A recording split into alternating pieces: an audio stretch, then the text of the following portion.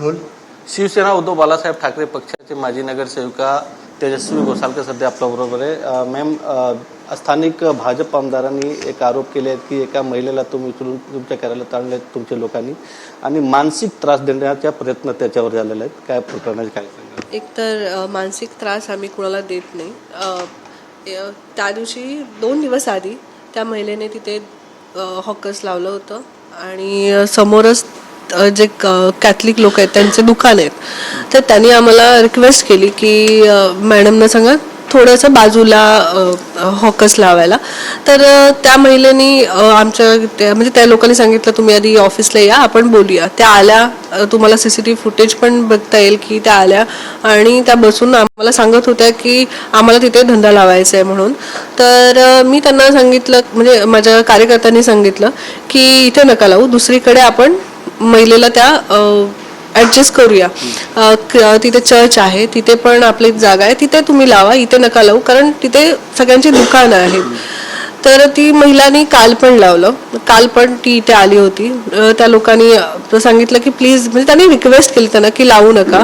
आणि नंतर काय आलं की ती मनीषाताईंकडे गेली आणि मग त्या पोलीस स्टेशनला गेल्या आणि पोलीस स्टेशनला माझ्या कार्यकर्त्यांवरती केलं. एक तर एक चुकीचं आहे, भूमिपुत्र म्हणून तुम्ही जर असं बोलत असाल तर एक चुकीचं मेसेज जाते, जातीवादाचं मेसेज जाते. हे आम्हाला राजकारण करायचं नाही आहे. एक तर त्यांना आम्ही सांगितलेलं दुसरीकडे आम्ही जागा करून देतो, पण इथे नका करू, कारण त्या विधवा होत्या आणि त्यांना म्हणजे रोजचा रोजगार चालवायचं होतं. तर मी त्यांना सांगितलं की इथे नका, दुसरीकडे लावा, कारण आपल्याला कुणाला त्रास द्यायचा नाही आहे आणि नाही कॅथलिक लोकांना, नाही गुजराती लोकांना, नाही भूमिपुत्रांना. तर त्यासाठी आम्ही त्यांना सांगितलं आणि उगाचच हे राजकारण वेगळं झालं एका महिलेसाठी आणि तिने काहीतरी वेगळेच आरोप लावले. आपल्याकडे ऑफिसमध्ये CCTV फुटेज आहेत, ते आम्ही पोलिसांना देणार आहोत, म्हणजे दिलेले आहेत, आजच दिलेले आहेत. आणि त्यांना सांगितलंय की हे सगळं चुकीचं चाललंय, जे झालं ते त्याच्या वेगळंच बोलण्यात आलंय. हे असं सगळं चालू झालं.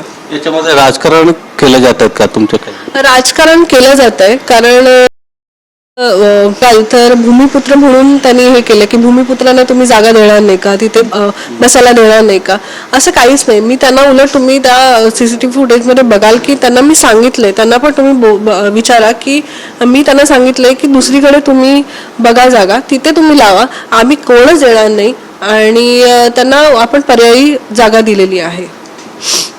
व्हिडिओ जर्नलिस्ट संतोष कदमसह गोविंद ठाकूर, TV9 मराठी, मुंबई.